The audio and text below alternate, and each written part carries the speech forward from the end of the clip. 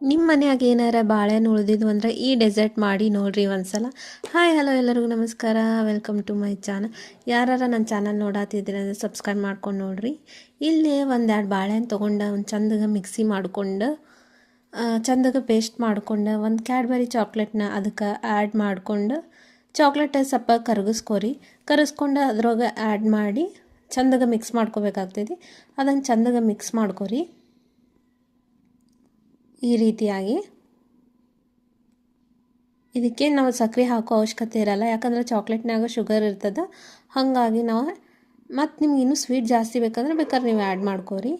ಈಗ ಇದು ಮಿಶ್ರಣನ ಒಂದು ಬೌಲ್ನಾಗ ಹಾಕ್ಕೊಂಡು ಫ್ರೀಜ್ನಾಗ ಇಟ್ಬಿಡ್ರಿ. ಒಂದು 4-5 ತಾಸು ಇಟ್ಬಿಟ್ರೆ ಅಂದ್ರೆ ಮಸ್ತಾಗಿರ್ತೈತಿ. ಮೇಲೆ ಸ್ವಲ್ಪ ಡ್ರೈ ಫ್ರೂಟ್ಸ್ ಹಾಕ್ಕೊಂಡು ತಿನ್ನಿರಿ, ಮಸ್ತಾಗಿರ್ತೈತಿ.